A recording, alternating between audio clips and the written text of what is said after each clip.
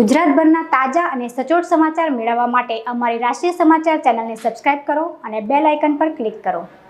સુરતમાં છેતરપિંડી અને ડુપ્લિકેટ વસ્તુ દરેક વ્યક્તિના ઘણા કેસ સામે આવ્યા છે, ત્યારે હવે બોગસ પ્રમાણપત્રનો કિસ્સો સામે આવ્યો છે। કતારગામ જીપીએસસી થયેલી 25 વર્ષીય યુવતીએ બક્ષીપંચનું પ્રમાણપત્ર મૂકી સરકારી નોકરીનો લાભ લેવા માટે ડોક્યુમેન્ટ વેરીફાઈ કરતા પિતાનો બક્ષીપંચનો દાખલો બોગસ હોવાનું સામે આવ્યું હતું। આથી સમાજ કલ્યાણ અધિકારી તરીકે ફરજ બજાવતા જીતેન્દ્ર ચૌહાણે 18 રેન્જ પોલીસમાં ફરિયાદ આપી છે। ફરિયાદના આધારે પોલીસે રેખા શાંતિલાલ ખટીક અને શાંતિલાલ શંકર ખટીક સામે ગુનો નોંધી ધરપકડ કરી છે।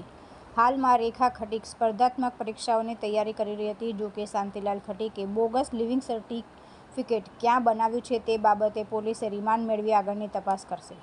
રેખાનો ભાઈ અમદાવાદ પાલિકામાં કોન્ટ્રાક્ટમાં નોકરી કરે છે। પોલીસે કહ્યું કે યુવતી નામે રેખા ખટીકે 30/5/2016 જિલ્લા સમાજ કલ્યાણ અધિકારીની કચેરીએ બક્ષીપંચનો દાખલો મેળવવા 31/3/2016નું શારદા વિદ્યા મંદિર સિંગણપોર લિવિંગ સર્ટી અને પિતાના આધાર તરીકે જૂની તરેડ પ્રાથમિક શાળા મહુવા ભાવનગરનું 16/7/2008નું એલસી રજૂ કર્યું હતું। આ બંને પ્રમાણપત્રોના આધારે કચેરીએ 30/5/2016 હિન્દુ ખટીક જાતિ અંગેનું પ્રમાણપત્ર ઇસ્યુ કર્યું હતું। તુલસી શર્મા સાથે રાષ્ટ્રીય સમાચાર સુરત।